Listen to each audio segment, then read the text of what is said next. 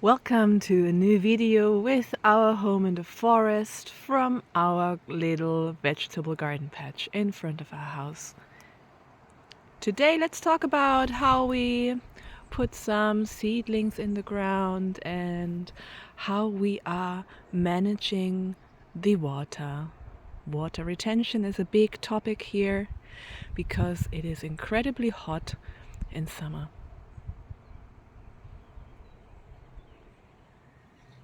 The garden is already starting to bloom. And there's our house. Let's start with the video. Enjoy! I have been cleaning my gardening patch already that much. I cleaned behind this trellising system with like a fence. If you remember, we have been fencing the entire gardening patch after last year's difficulties with the chickens, because they will be scratching the ground, they will be eating the foliage of our plants, and the harvest wasn't that great. I have been reinstalling the pathways with cardboard. We will not put cardboard again in the gardening beds. I will rather pull some weeds. This is a little bit difficult because I have been putting here already seeds for asparagus. I have been super excited. So every once in a while we have been planting things here. So we need to work around that. I have been putting now the strawberries. They have a bed here where Misha bought in autumn some crowns. They have been staying during winter in just one bed, and now I'm planting them in the borders of the garden. I'm following the idea of Anne of all trades. She is putting strawberries as ground cover around the garden at the borders to prevent weeds entering. I'm fine with weeds everywhere. You know that. I'm even trying to find out what we can use. But in the garden, if they are in concurrence to the stuff that I do want to grow, that's a bit difficult. The gardening bed here is quite large because, as I said, I put here already some seeds, and we have this watering system here in the middle. Let's see how that works. Maybe I just put a stepping stone here in the middle to work around here, but in general it will be fine. We don't want to work as much cleaning the garden in summer. I am okay with weeds in the garden as long as the actual crop is growing well. The rest can also coexist. My greenhouse attempt wasn't super successful, not because the plastic box wouldn't work, but I haven't been opening it regularly enough to have a good airflow. So I'm growing their moss mostly. So now we are in the year, we might be going to the market to buy some little plants. I think it's okay now to seed some zucchinis. They will come up just fine directly in the beds. Just still need to decide where what I want to grow where. I think what we will try, I will put seeds at these posts and have a new approach of putting the zucchini plants not on a fence, but secure them as they grow on these posts. Because I also feel if we put here another fencing system, it's quite tight between them. Maybe too close, right? Let's do here.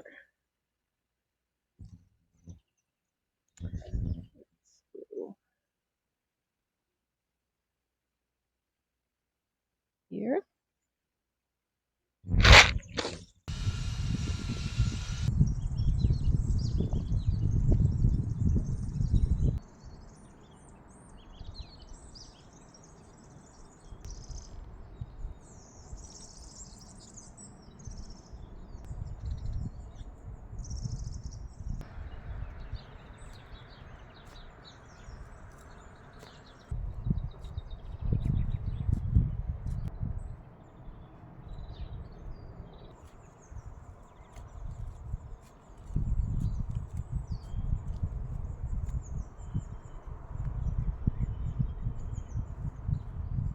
When cleaning my gardening beds, I sometimes encounter little sprouts that I'm unsure of if it's weed or not. Of course, it can be something that's self-seed. I'm just too curious what it could be. So this one here looked so different from everything else. And when I pulled it, it came with a seed, a big seed already attached or still attached. So I was curious. I put it already in my app. I'm not 100% sure. So I just give it room here to further develop. Here's another one that looks like actually like a cucumber seedling. And that makes sense because there were cucumbers last year here. And all the, I feel like all the zucchinis, cucumbers, they all look the same with these like two tiny leaves. I just let them develop here. We can still pull them. Don't know. In my opinion, that's the fun of the whole thing. I have been pulling a lot of my wild horse mint. It's good for tea, but I have already so much and it grows in abundance and it really like puts the other plants a bit in struggle. So I just pulled some off. There's still enough to do tea. It smells amazing here. I still have cabbages and beets in my beds. They remain. I think I planted okra here and I think I planted peas somewhere. So I just check that as well. I will also put this a bit more in place again, the mint. And I'm thinking to buy tomato plants, a few, to start next week here. Besides the other plants that are still growing, they will be removed when we are eating them. And then I will propagate the tomatoes. I don't buy too many. We will maybe buy a few plants to have different varieties.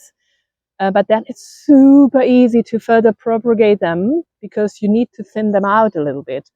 Guys, just one thing we need to remember when we are pulling weed and we are leaving the ground uncovered, we want to put our plants or seeds very quickly into the ground and cover the ground again.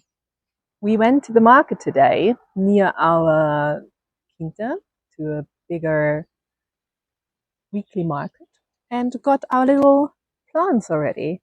My little greenhouse experiment wasn't super successful. I actually calculated this comes much cheaper than buying seed packages. If we're not going big scale, if we're just going for ourselves, each of these tiny plants was 30 cents. We need a few tomato plants.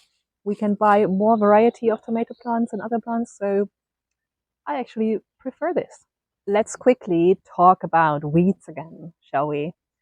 They can be perfect for your soil. They can be, probably they are, better than bare soil. Never leave your soil naked. I have been pulling weeds to see what plants I have. I have been pulling weeds to help quick start the other plants. But other than that, in the forest, we can see that plants perfectly coexist. So weed is not necessarily your enemy. It's simply the plants that you are not willing to use for cooking. So keep that in mind. They might be even beneficial for your garden plants. During the summer, if everything that we want to grow grows fine, we are actually not pulling weeds. We maybe want to avoid weeds going into producing seeds. So when they are flowering, we might want to take that out. But other than that, this is the only time I'm pulling weeds. See here, where I have been pulling weeds yesterday, the soil is already drying out. Where the plants have been, it stays moist. You want to keep that in mind. It has been raining until last night. There's even raindrops on the plants. The soil is drying out. We were wondering what to use for covering the soil. You see there we have an automatic water system, a drip irrigation installed, But how do we retain the moisture in the ground? We were thinking about buying more wood chips, sawdust could be used, leaf mulch, but it came in handy that we had to cut our grass on the land.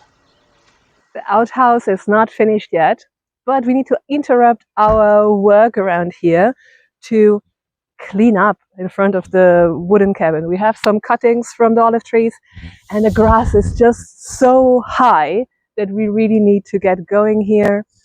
It's another cleanup day.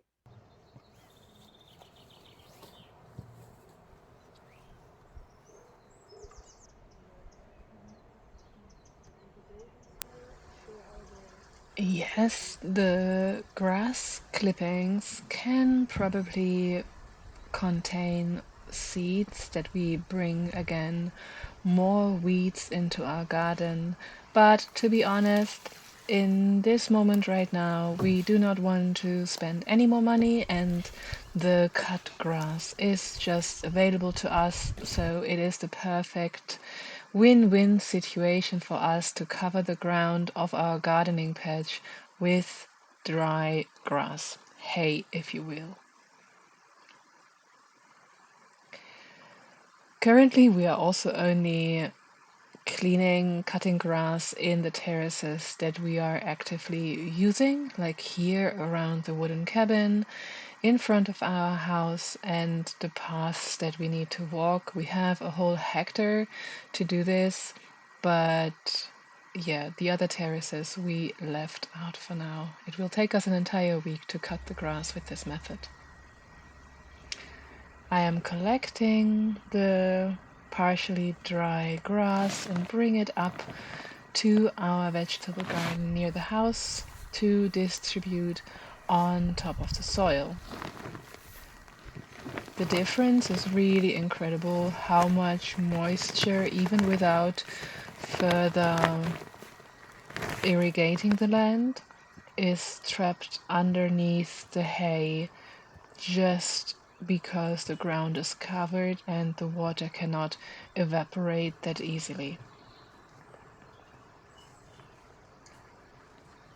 Also, the strawberries highly benefit from not laying directly on dirt.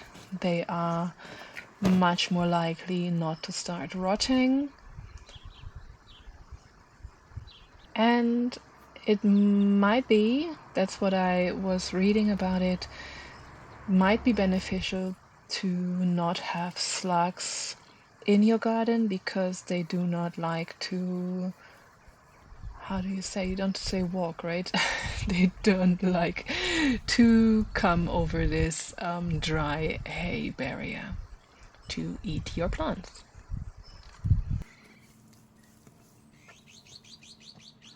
Thanks everybody for watching until this point. If you like what we are showing here, please consider following us, subscribe, hit the little notification bell. We will be here with more gardening updates and DIYs and a lot of stuff going on in our land. See you very soon. Bye bye.